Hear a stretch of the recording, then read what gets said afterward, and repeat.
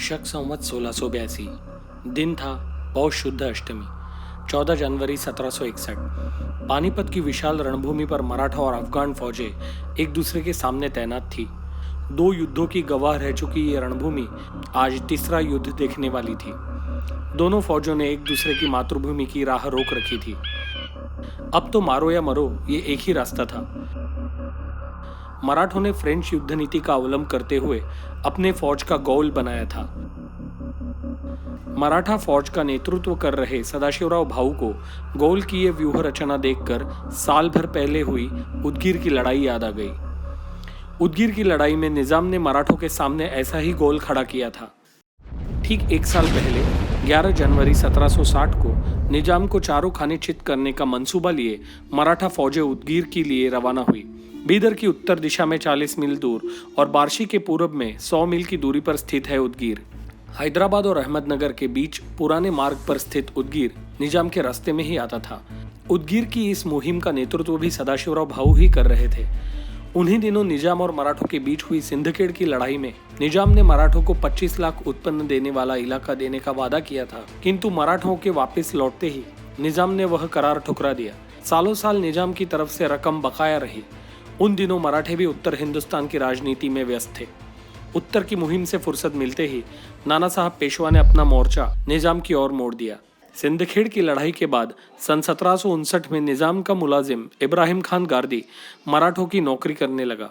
French युद्ध नीति तथा युद्ध कला जानने वाले गार्दियों के मराठा सेना में दाखिल होने से अब मराठा फौजों में काफी बदलाव होने लगा। मराठों के पायदल यानी पैदल चलने वाले सैनिकों में अब प्रशिक्षित गार्दी सिपाही थे। गार्दियों के सेना में शामिल होने के बाद आधुनिक तोपखाना बनवाया गया। भालों और तलवारों के साथ अब बंदूकों का भी इस्तेमाल बड़े पैमाने पे होने लगा। मराठा अपने पारंपरिक गनिमी कावा इस युद्ध तंत्र के साथ साथ अब फ्रेंच युद्ध नीति और व्यूह रचना का प्रयोग लड़ाई के दौरान करने लगे।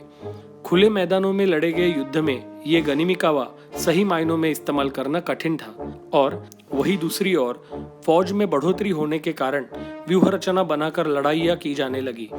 पुराने तरीकों के साथ साथ नए तरीकों को भी मराठों ने अपना लिया। इब्राहिम खान गार्दी के मराठा सेना में शामिल होने से पहले उनके मामा मुजफ्फर खान गार्दी पेशवा की खिदमत में कभी कभी काम करते थे। बूसी नामक फ्रेंच अधिकारी ने जिन हुनरमंदों को तोपखाना अधिकारी के रूप में प्रशिक्षित किया था, उनमें से एक महत्वपूर्ण नाम था मुजफ्फर खान। किंतु अपनी महत्वाकांक्षा और अधिक धन पाने की लालसा लिए मुजफ्फर खान ने दक्षिणी हिंदुस्तान में लगभग हर शासक के पास नौकरी की थी। इब्राहिम खान निजाम का सेवक था। इब्राहिम खान के बेटी की शादी में खुद निजाम ने हाजिरी लगाई थी, किंतु निजाम दरबार में सलाबत जंग, बसालत जंग और निजाम अली के बीच जो सियासी घटनाएं हुई, उनके चलते सलाबत जंग के कहने पर निजाम अली ने इब्राहिम खान को नौकरी से निकाल दिया। उसके बाद इब्राहिम खान पेशवा की नौकरी करने लगा। निजाम ने सिर्फ इब्राहिम खां को नौकरी से निकाला था, मुजफ्फर खां को नहीं। पर मुजफ्फर खां को वैसे लगा। मुजफ्फर खान एक जालसाज और धोखेबाज इंसान था। वो मुहिम पर पैसों की अफरा तफरी करता था। वो कम लोगों को नौकरी पर रखकर मालिक से ज्यादा लोगों की तनख्वाह लेता था। इसलिए सदाशिवराव भाऊ उससे नाराज थे। जब भाऊ साहब ने इब्राहिम खां को नौकरी पर रखा तो मुजफ्फर खां को लगा कि अब उसका जाना तय है, और वो क्रोधित हो उठा। 1 अक्टूबर 1759 दशहरे के मुहूर्त पर मराठा फौजों ने सीमोल्लंघन किया।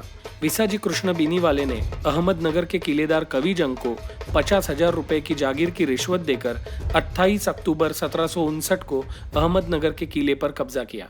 अहमदनगर हाथ में आने से नासिक, जुन्नर और औरंगाबाद का पूरा इलाका अब मराठों के नियंत्रण में आ गया। इसी दिन सदाशिवराव भाऊ पूना से निकलकर गारपीर में डेरा डालकर रुके हुए थे।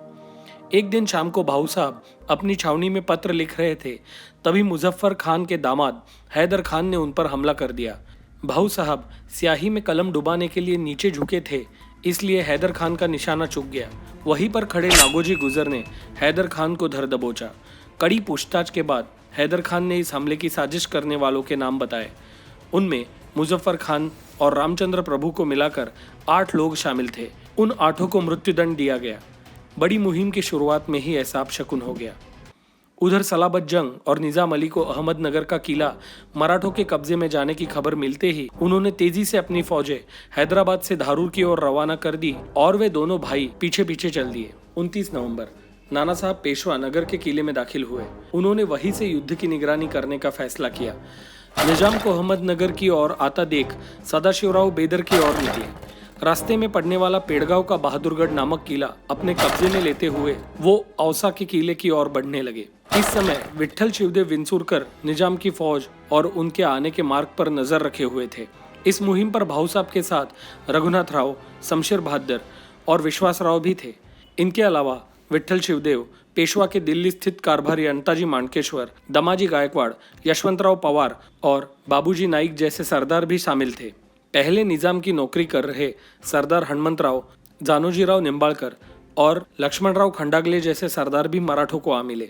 पर सिंदखेड़ की लड़ाई में मराठों के लिए मुसीबत खड़ी करने वाले रामचंद्र जाधव निजाम की तरफ ही रहे। इस समय निजाम की 12,000 की फौज के साथ 10,000 गार्दियों की फौज और छोटी बड़ी मिलाकर कुल 100 तोपें भी शामिल थी। मराठों की फौज थी 40,000। मराठा फौजें तेजी से आगे बढ़ रही थी। वो निजाम की फौज को धारूर पहुंचने से पहले ही रोकना चाहती थी। अंत में दोनों फौजें उदगीर में एक दूसरे के सामने खड़ी हुई। 11 जनवरी 1760 को युद्ध शुरू हुआ। इस लड़ाई में मराठों की ओर से 5,000 गार्दी आगे से मोर्चा संभाल रहे थे। पहले दिन इब्राहिम खान की गार्दी पलटन निजाम की फौजों पर हमला करने लगी, पर निजाम की तोपों के आगे टिक नहीं पाई। निजाम के तोप गोले सीधे मराठा फौजों पर आकर गिर रहे थे। इसमें मराठा फौज में शामिल शेख दाऊद और उसके 2 गार्दी मारे गए। गार्दियों की पलटन को पीछे हटना पड़ा। मराठों ने अब निजाम की सेना को घेर कर उनकी रसदबंदी कर दी। राघोबा दादा ने अपनी लक्ष्मी नामक तोप तैयार रखी थी। उन्होंने नाना पुरंदरे जी को पत्र लिखकर हीरागज नामक हाथी के साथ 2 और हाथी मंगवाए तथा अपना खुद का हाथी, जिसका नाम नंगी शमशेर था, उसे उनके पास भेज दिया। उदगीर की लड़ाई के बाद निजाम के एक दरबारी ताजी अली शाह ने तुजुक-ई-असफिया नामक अपनी किताब में सुंड में पट्टा लेकर लड़ने वाले मराठों के हाथियों का अद्भुत वर्णन किया है। वेंकटराव निंबाळकर के नेतृत्व में 7 से 8,000 की फौज निजाम की मदद करने के लिए धारूर में इकट्ठा हुई थी। उस पलटन को मिलने के लिए निजाम का लश्कर धारूर की ओर बढ़ने लगा। सेना की छोटी टुकड़ियां मराठों की चपेट में आकर जल्द ही हार जाएंगी, ये सोचकर निजाम ने अपने पैदल सिपाहियों का गोल बनाकर अपने लश्कर को सुरक्षित किया। गोल, यह यूरोपियन युद्ध तंत्र फ्रेंच शासकों ने भारत में लाया। फ्रेंचों की नौकरी में रहकर गार्दी सिपाहियों ने यह तंत्र सीख लिया। इस युद्ध नीति में चक्रव्यूह की तरह सेना को तोपों के पहारे में एक स्थान से दूसरे स्थान पर सुरक्षित रूप से ले जाया जाता है। फौज की टुकड़ियों को तय की गई रचना के अनुसार चलकर इस गोल को आगे बढ़ाना होता है। 30 जनवरी को राघोबा दादा और भाऊ साहब के बीच पत्र के माध्यम से अगली रणनीति तय की गई। राघोबा दादा सीधा हमला करने के पक्ष में थे। उन्हें दूर से तोपे दागने में कोई रुचि नहीं थी। फिर भी भाऊ साहब और इब्राहिम खान जो रणनीति तय करेंगे, उसके लिए राघोबा दादा ने अपनी सम्मति पहले ही जताई थी। निजाम ने बनाए गोल को देखकर सदाशिवराव भाऊ ने अपनी योजना में बदलाव किए। नई योजना के तहत सदाशिवराव भाऊ और विश्वासराव सरदार पानसे और इब्राहिम खान के साथ मिलकर गोल के एक बाजू पर हमला करेंगे और उसी समय राघोबा दादा घुड़सवारों के साथ गोल की दूसरी बाजू पर चढ़ाई करेंगे, ऐसा तय हुआ। नई रणनीति के अनुसार मराठा फौजों ने निजाम की सेना पर हमले करना शुरू किया। मराठा फौजों को गोल की यह व्यूह रचना तोड़ना मुश्किल हो रहा था। इब्राहिम खान जैसा कुशल तोपखाना अधिकारी साथ होते हुए भी भाऊ साहब को गोल भेदने में कठिनाई हो रही थी। उन्होंने गार्दियों की पैदल टुकड़ियों की सहायता से गोल तोड़ने की कोशिश की, पर निजाम की सेना में भी वैसे ही प्रशिक्षित सिपाहियों की संख्या अधिक थी। इसलिए निजाम फौज ने इब्राहिम खान के हमले को करारा जवाब दिया। दूसरी ओर से रघुनाथ राव घुड़दल की मदद से गोल तोड़ने की कोशिश कर रहे थे, पर निजाम की तोपों और बंदूकों के आगे उनके घुड़सवार कुछ नहीं कर पाए। ऐसी युद्ध स्थिति में भी निजाम लड़ते लड़ते धारूर की ओर बढ़ रहा था। अंत में 3 फरवरी को मराठा फौजें निजाम का गोल भेदने में कामयाब हुई। मराठों ने गोल के दाई और बाई ओर से एक साथ हमला किया। इससे निजाम की फौज 2 हिस्सों में बट गई। उसी वक्त घुड़सवारों की पलटन ने निजाम की फौज पर पीछे से धावा बोल दिया। इस कारण निजाम के अभेद्य सेना को गोल तोड़कर टुकड़ों में बंटना पड़ा। 3 फरवरी 1760 को मराठा फौजों ने निजामी सेना को पूरी तरह से घेर लिया। निजाम की फौजें पीछे हटते हुए उदगीर के किले की ओर पहुंची। दिन ढलते ही निजाम ने युद्ध रोककर भाऊ साहब के पास अपने वकील को भेजकर सुलह की बात शुरू की। इस लड़ाई में भाऊ साहब ने विश्वासराव के साथ 10,000 की फौज दी थी। इस लड़ाई में विश्वासराव ने हाथी पर बैठकर बढ़िया तीरंदाजी की। फौज में सबसे कम उम्र होने के बावजूद उन्होंने अपनी बहादुरी साबित की। निजाम के गोल को भेदने में मराठों को कड़ा प्रयास करना पड़ा था, पर मराठों ने इस व्यूह रचना का सामर्थ्य जान लिया था। उदगीर की जीत के बाद दक्षिणी हिंदुस्तान में मराठों का नियंत्रण पुख्ता हुआ तथा निजाम की हरकतों पर रोक लगी।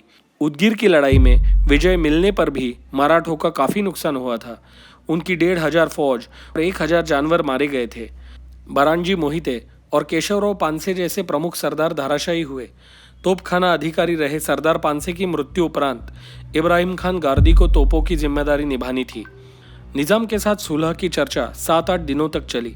आखिरकार 11 जनवरी 1760 को दोनों पक्षों के बीच संधि हुई। इस संधि के तहत 60 लाख रुपयों के नए मुल्क के साथ दौलताबाद, असीरगढ़ और बरहानपुर जैसे ठाणे और हैदराबाद तथा विजापुर की चौथाई हासिल करने का अधिकार मराठों को मिला। दक्षिणी हिंदुस्तान पर मराठा शासन कायम करने के विचार से भाऊ साहब संधि की बातों में व्यग्र थे, तभी उत्तरी हिंदुस्तान ने सियासी करवट ली। उत्तर भारत में मराठों का भगवा कायम रखने वाले होलकर, सिंधिया, पवार और गायकवाड़ ये प्रमुख सरदार मानो रथ के 4 सशक्त पहिए थे। उनमें से दत्ताजी सिंधिया तो मराठों के बुलंद स्तंभ थे। जनवरी 1758 में सिंदखेड़ की मुहिम के बाद दत्ताजी और जनकोजी उत्तर की ओर निकले। इससे पहले कि राघोबा दादा की मुहिम के दौरान मल्हारराव की मध्यस्थी करने पर नजीब खान रोहिला को जीवदान मिला था। कौन जानता था कि भविष्य में यही नजीब खान मराठों की समूची पीढ़ी के अंत का कारण बनेगा। उसी वर्ष धूपकाल में दत्ताजी का विवाह भागीरथी बाई से हुआ था और वे श्रीगोंदा में ही रुके थे। उत्तर में दाखिल होते ही दत्ताजी ने हरगढ़ के मुगल शासक गुमान सिंह का पराभव किया। राजस्थान से खेचीवाड़ा, राजगढ़, पाटन और बुंदीकोटा में फिरौती लेकर तथा माधो सिंह से 20 लाख की रकम हासिल करके दत्ताजी दिल्ली पहुंचे। तब उनका वास्तव्य जमुना के किनारे पर बने मजनू के टीले पर था। पंजाब के मुगल सूबेदार आदिना बेग की मृत्यु की खबर दत्ताजी को मिली।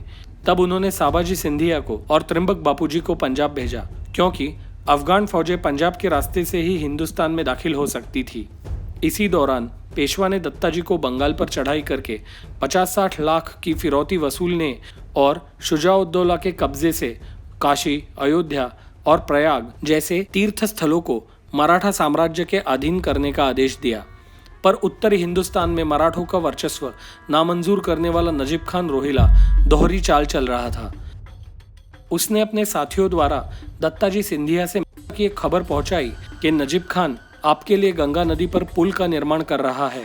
असल में पेशवा ने दत्ताजी को नजीब खान को मारने का हुक्म दिया था, पर दत्ताजी को अवध और बंगाल में दाखिल होने के लिए गंगा नदी पर पुल बनाने की आवश्यकता ज़्यादा महत्वपूर्ण लगी। इसलिए वे नजीब की बातों से उलझे रहे।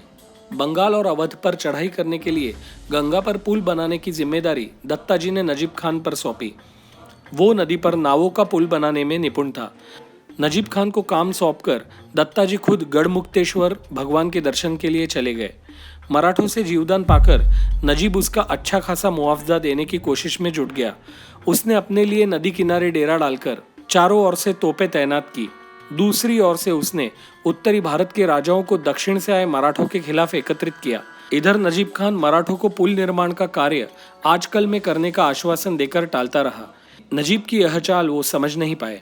मराठों के खिलाफ रचे गए षड्यंत्र को कारगर करने के लिए नजीब खान को खासे लश्कर की जरूरत थी। इसलिए उसने मराठों को कड़ी चुनौती दे सके ऐसा दुश्मन उनके सामने खड़ा कर दिया। शहनशाह अफगानिस्तान अहमद शाह अब्दाली।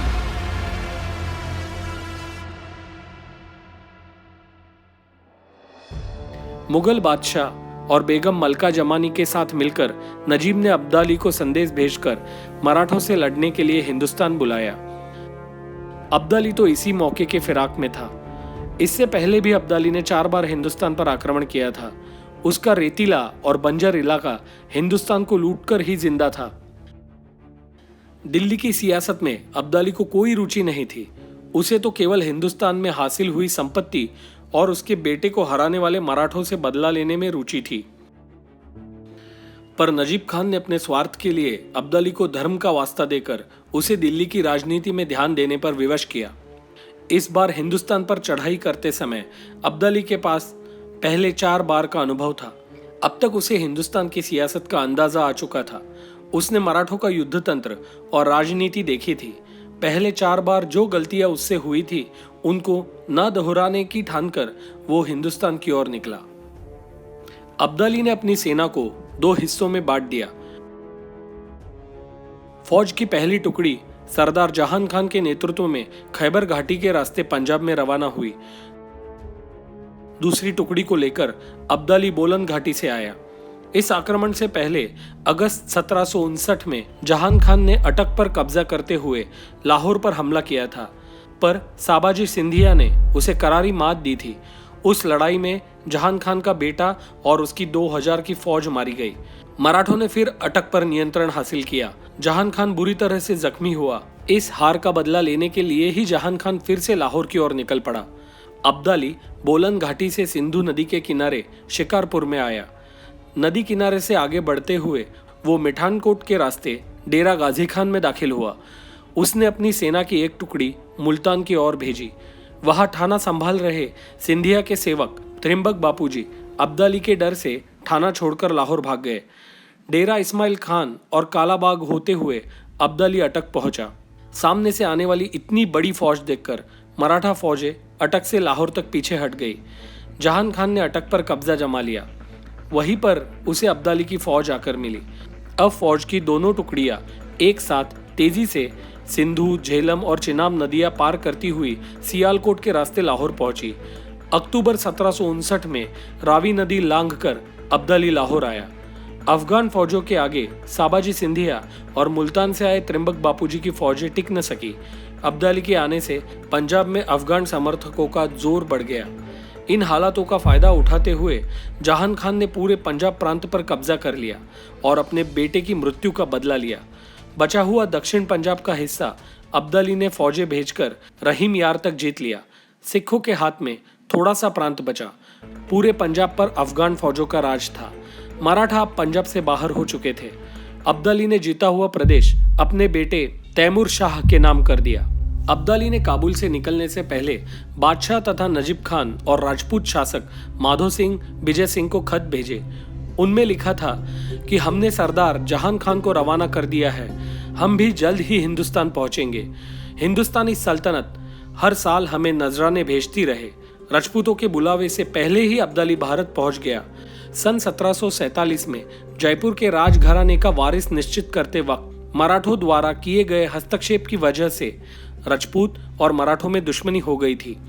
अब्दाली के आ जाने से राजपूतों के लिए उस दुश्मनी की याद ताजा हो गई।